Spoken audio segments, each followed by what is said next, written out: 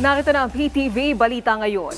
Pinangunahan ni Pangulong Ferdinand R. Marcos Jr. ang pamamahagi ng 30 million pesos na halaga ng financial assistance sa mga magsasaka at mangingisda sa Davao Region.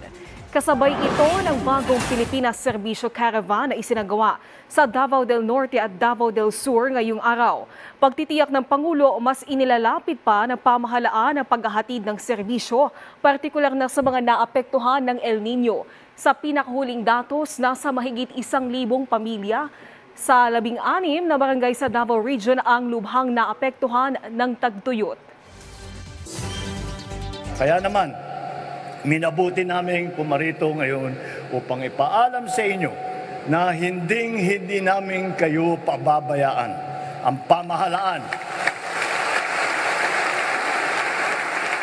pamahalaan ay nandito at laging handang umalay at magbigay ng tulong, lalo na sa panahon ng kagipitan. Ang kagawaran ng agrikultura ay kasalukuyan nagsisikap sa pagtustos ng patubig sa mga taniman, sa paggamit ng tinatawag, meron po tayo mga na-develop na bagong teknik ng pagsaka. Isa doon ang alternate wetting and drying technology na napakaganda ang naging resulta sa ibang lugar sa Pilipinas. Nakakaabot, sinasabi nila, yung irrigated areas, pag ginamit itong wet and dry technique, ay umaabot daw sila hanggang 12 tons. Yung pinakamalaki, 14 tons per hectare ang kanilang inaani.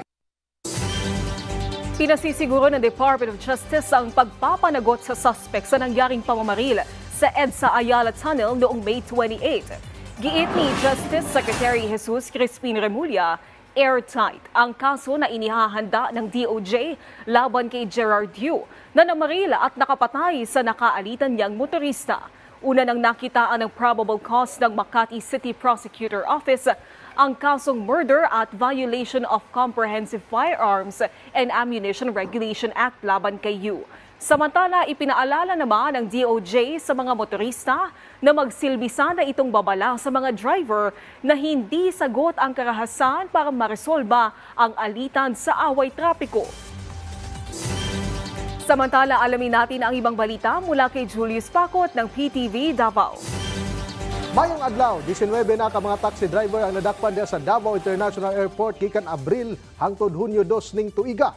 Kini tungod sa mga irregularidad nga binuhatan sama sa dili paggamit og metro, ingon man ang pagpangontrata og mga pasahero. Sumala pa ni Civil Aviation Authority of the Philippines CONCAAP, Davao International Airport General Manager Engineer Rex Obsena nga padayon gihapon lang koordinasyon sa mga hingtungdang ahensya. Kini aron mawala na ang mga badlungon nga mga taxi driver diha sa airport. Subay niini adunay gipanghatag nga complaint stub ang LGU Davao City sa mga air passengers. Dinhi mamahimong ibutang ang ilang reklamo sa mga taxi driver diha sa airport. This implementation of the program in the airport, we were able to really minimize the illegal activities of some drivers in Davao City. We are collaborating, we are monitoring the activities of taxis in and around the airport.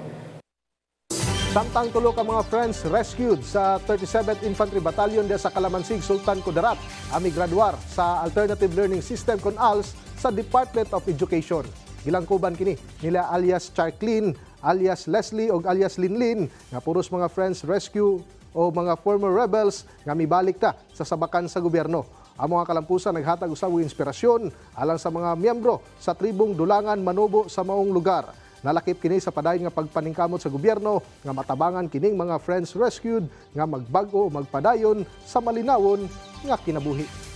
Og mao kadto mga nag-unang mga balita gikan dinhi sa PTV Davao, ako si Julius Pacot. Mayong adlaw.